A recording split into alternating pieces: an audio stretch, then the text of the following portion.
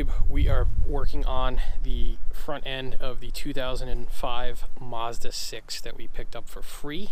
Today we're going to work on putting two brand new front struts, end links, and brake hoses on the front end of this car. Also got a brand new brake fluid cap because the one that's on there doesn't work. It just sits on there. The fingers are broken on it, so we're going to change that up too. The first thing that I have to do is jack the car up in the air, and we're going to work on this corner first. I'll probably only show one corner. That's pretty typical because both sides are the same. So let me get that tire off and let's get the old strut out. We've got Monroe quick struts. They're brand new. Part number 272261. I believe they're the same for both sides. That over there. We've got new end links from Moog. This is the end link kit K80251. These I believe are side dependent. K80250. I'm not sure which one's for which side. We'll look momentarily. This guy up here. Brand new nuts. Whole new assembly. Should make the car handle significantly better than what it does right now.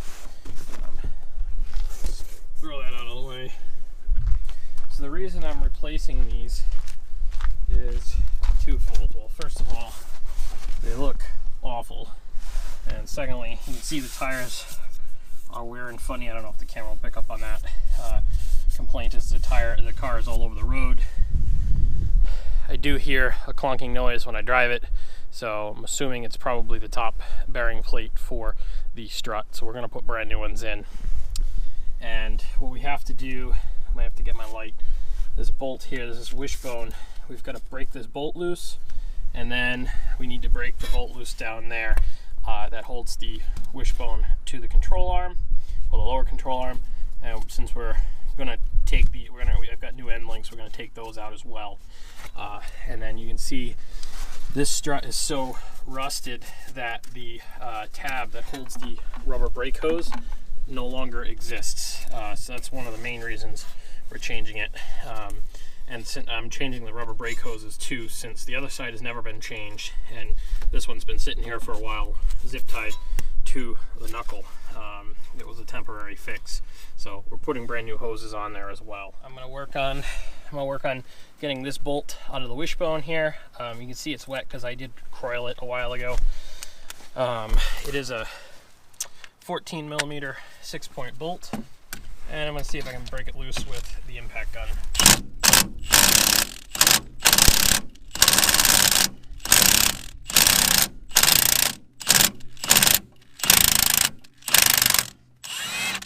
Go. All right.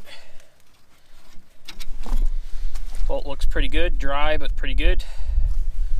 Put that aside for the moment. Now we've got to see if we can get this. I think we're going to try and get this end link bolt off next. So that's this guy here, and I'm hoping maybe I can just break it loose. We'll see. I might need to I forgot to bring my Allen sockets and stuff with me. Hopefully we'll be able to get that loose. This guy doesn't really want to come off with the impact gun. Kind of figured that's the case. It's gonna spin. A lot of times I find with these bolts, if they're rusted like this one is, you end up just cutting them, which sucks. It's a pain in the rear end. Let me see if I've got a socket that it's a 14mm nut. But let me see if I got an Allen, and we'll see if we can break it loose. Might have to put a little heat to it. Maybe this would be a good case to bring out the Mini-Ductor Venom. This is actually a 15mm bolt, not a 14.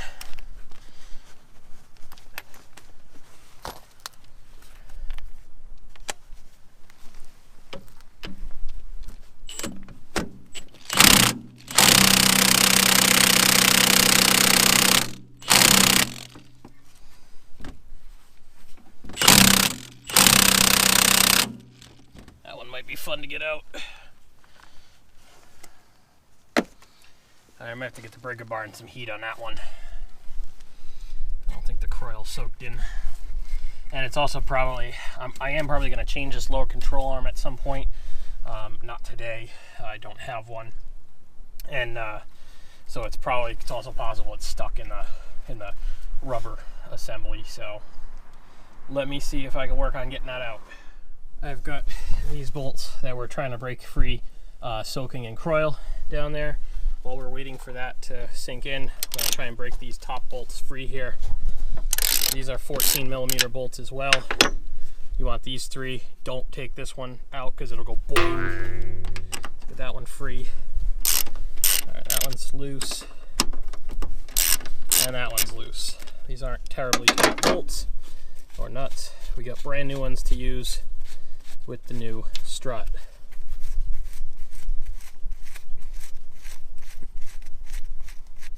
That, if everything comes loose down there, we should be able to slide that down. So the reason we use these quick strut assemblies is because they're quick. You can buy pieces, new spring, new bellows, new strut, new bearing plate and all that, and put it together yourself, which takes a lot of time. You need a spring compressor, and if you're not careful, you can get hurt if the spring goes. So buying them pre-made like this saves a lot of time, because all they've got to do is swap it in the car. Alright, this car is really fighting today with 2 bolts. One we're going to have to cut, and one I'm going to try our Mini-Ductor Venom on. This is an induction heating tool. When you don't have a torch or don't like using a torch, you can use this. It's kind of like works kind of like a microwave. It's a pretty pricey tool, but it works really well. I like it. You put this adapter in it, or you can get other different sizes. You plug it in, and it heats the bolt up. So let's take a look at it. I got the adapter on it. I've got it bent, kind of. I don't know if we'll be able to see it, but you look at the bolt, and it should start to glow red. So let me plug this in. We'll give it a shot.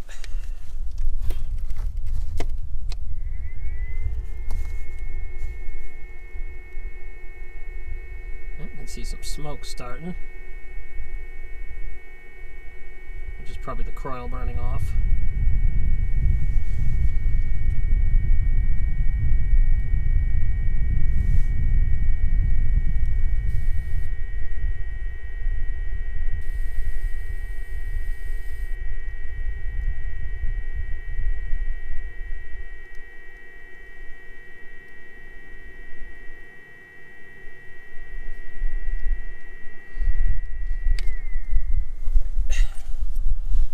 Side. Put our socket on there. This bolt back here is a 17mm.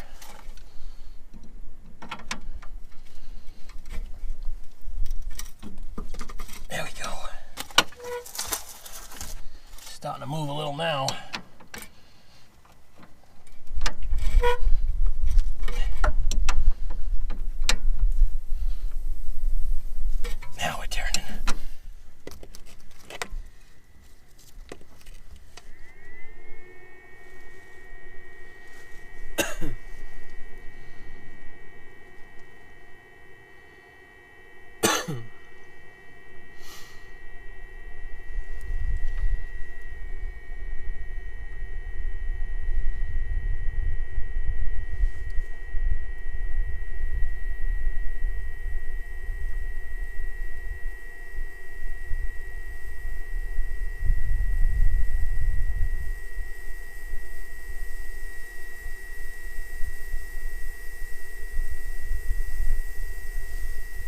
See that nut starting to glow nice and red now. Right, shut that off. To the side. Let's get our socket back on there.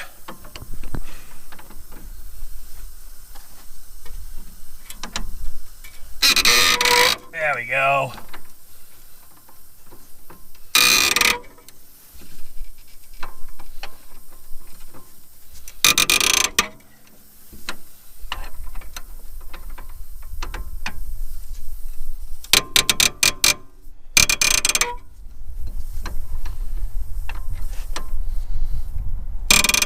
It's one of my favorite tools.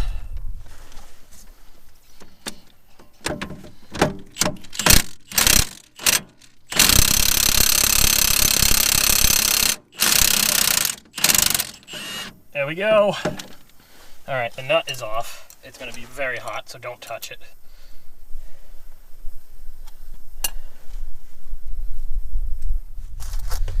And the bolt's probably going to be rather hot, so don't touch it until it cools down.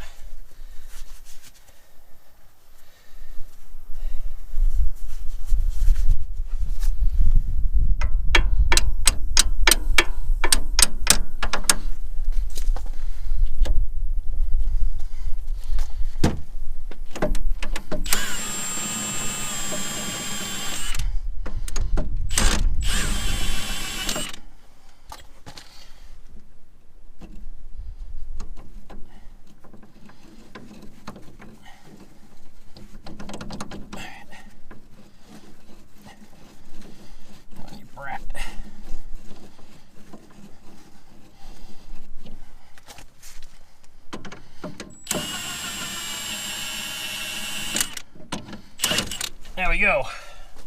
All right. Bolt is out. Actually, doesn't really look like it's in that bad a shape considering.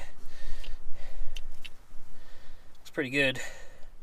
I also used my Mini-Ductor on the upper end link bolt here, and I'm using a 5mm Allen wrench and a 14mm wrench, and we're working it off. This is much easier than trying to cut this.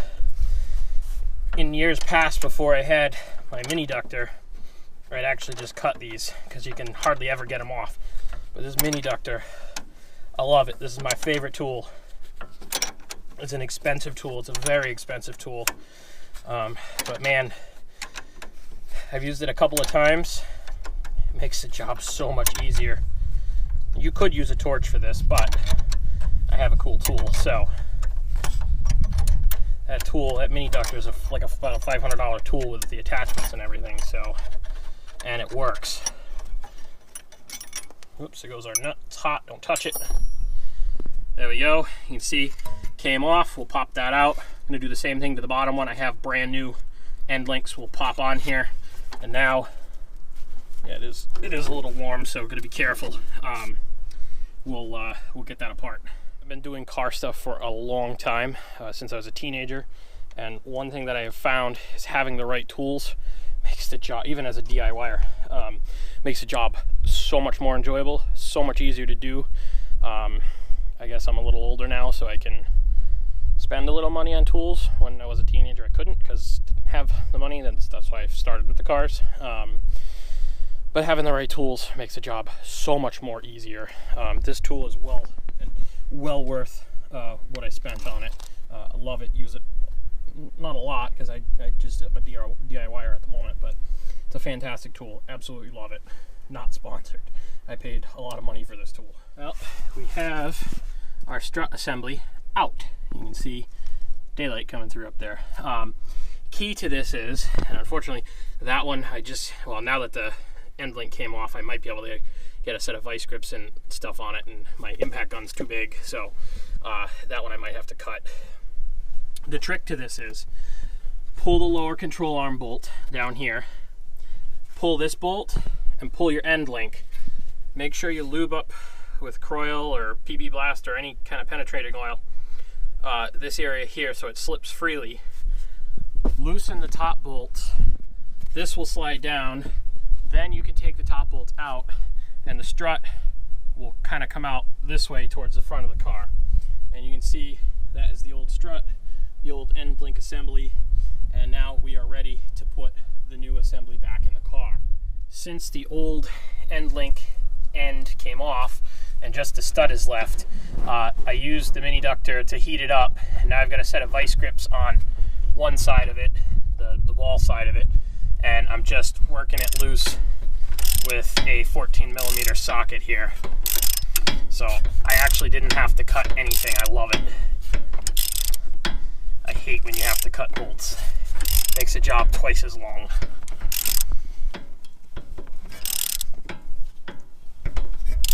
And unfortunately my impact is too big to get in there, so I'm using just a ratchet.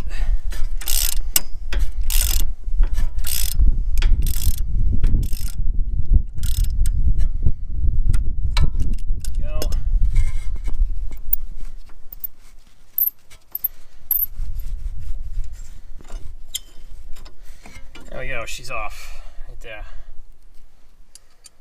So our wishbone, this is a really, I would think this is a pretty weak design, but that's how they do it. So before we put this back in, I've taken the wishbone out of the car here. I've cleaned where the strut sits.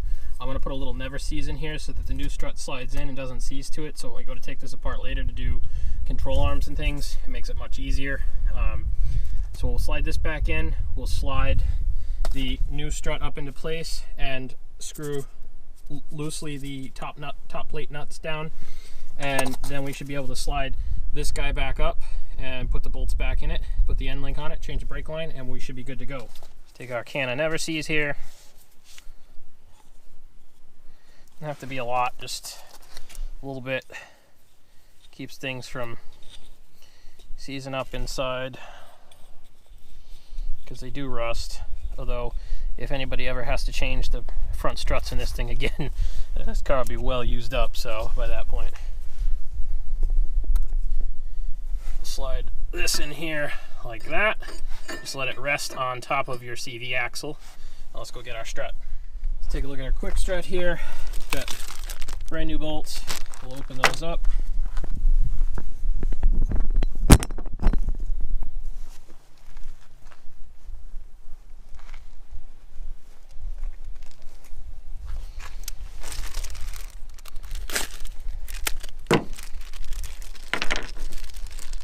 Go. Brand new hardware. This will sit in there like this. Let's go slide this back in the car and just tweak the top struts down, or the top bolts down.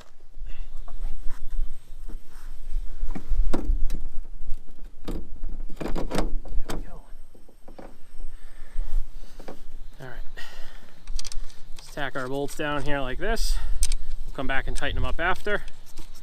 We just want to leave everything loose for now and get it all back in place. There we go. Got our strut assembly in. We're gonna put the, now we're gonna raise the wishbone up.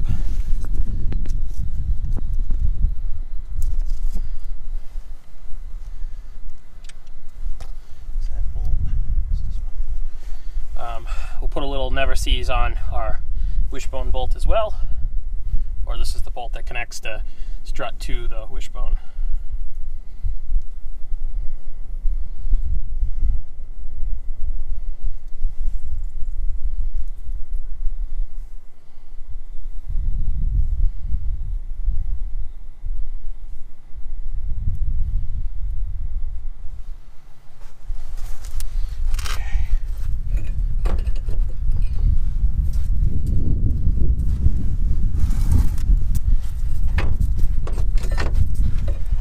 Is keyed in place here. There we go. Slide our bolt through.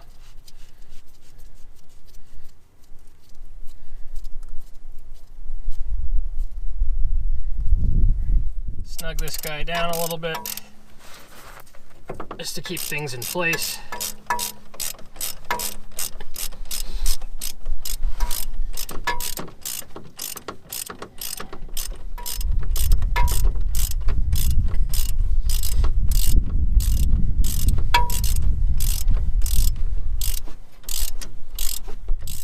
Last step for the strut itself is we'll slide the bottom bolt in here, just like so. Let's get some never seize on that.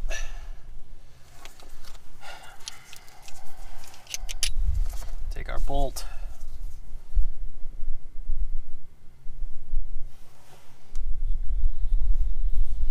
Put a little on the unthreaded part as well, just to keep it from seizing up on the bushing. And like I said, we will be taking this lower control arm off at some point to replace it,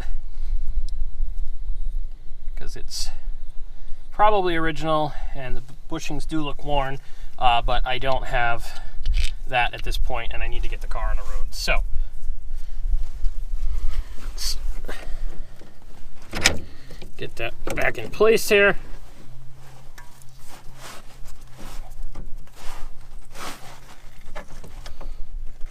There we go. All right. Now it is all back in place. We've got to, where'd it go?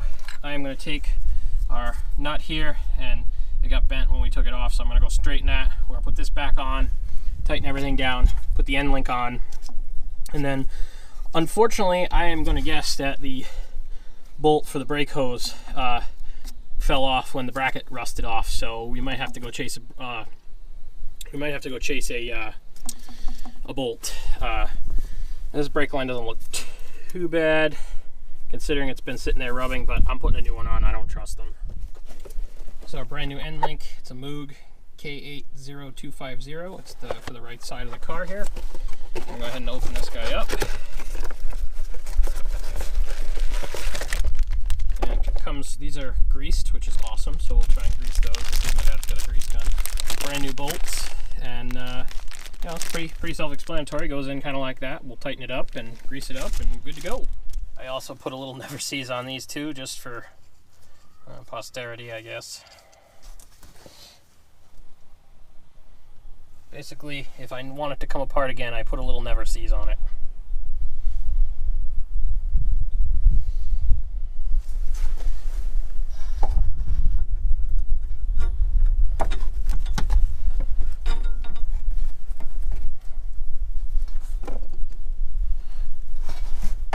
Side tacked into place there,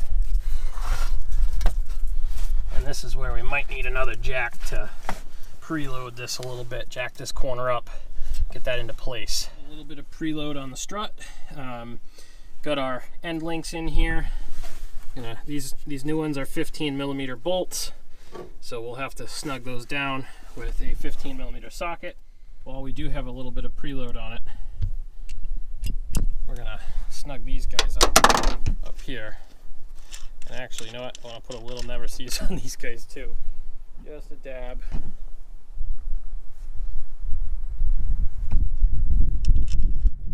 You'll thank yourself later, or whoever else works on the car. Oops, I put the wrong socket on. Nope, those are a different size too. Aftermarket parts tend to have a different size sometimes. So we need to go over to the toolbox and figure out, I'm gonna guess it's probably a 13. Yeah, there we go. All right, so the factory size was a 14, and the aftermarket size on these quick struts is a 13.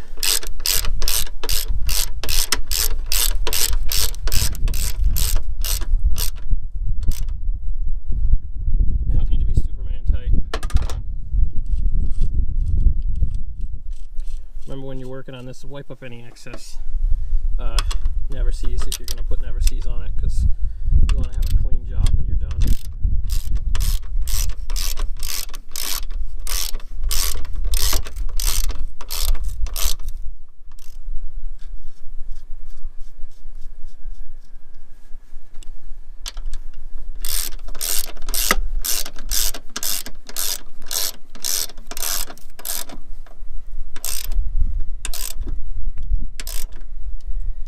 Perfect.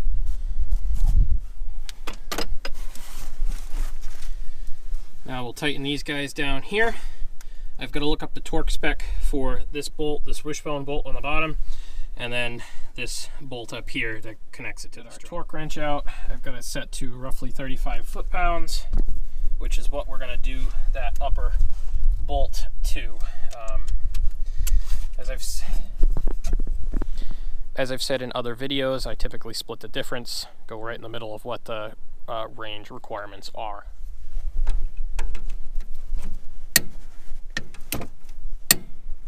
And 35 foot-pounds is not very much, so that's good there. Lunchtime. All right, so this one we're going to do at 75 foot-pounds, split the difference.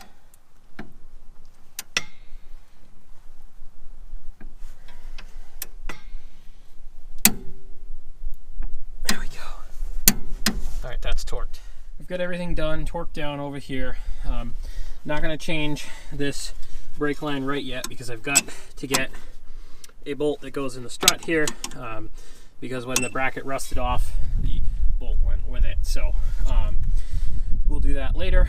I'll come back and do that later. Once I figure out what the bolt is, I'll take the other side out apart and get the size of the bolt, because the other side should have the bolt in it. So put the tire back on it for now and move over to the other side. Well, I hope you enjoyed this Mazda video on how to replace your front struts in your 2005 Mazda 6S. This procedure should work for, I think, any of the first gen Mazda 6s. If you like this video, please like and subscribe below. If there's something you want to know about this project or the other projects that we're working on the channel, please feel free to leave a comment as well. I'm also going to put the links to the parts and some of the tools in the video that we used in the video.